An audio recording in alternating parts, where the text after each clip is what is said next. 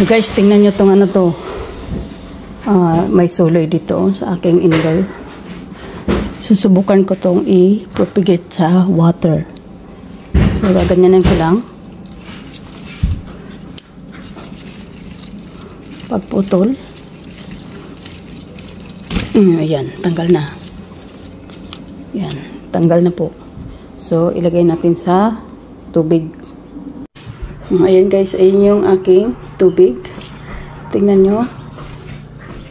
Meron akong ditong galing sa labas. Ito galing to sa baba, sa labas. O, tingnan nyo ha.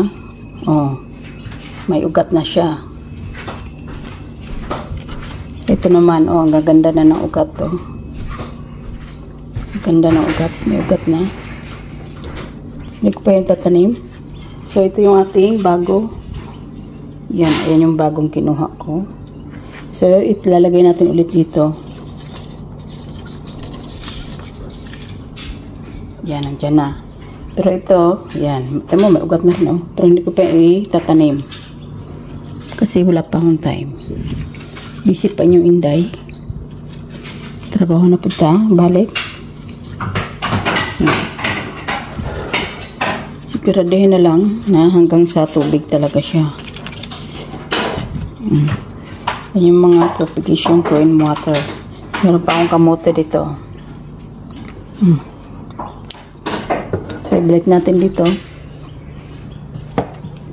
Yan, i-sure nyo lang po na yung tubig, papalitan nyo every 2 days. Ito, tinan mo yan, oh. Dati ang pangit nito, tapos yung pinapalitan ko yung tubig. Tinan mo, ang ganda na.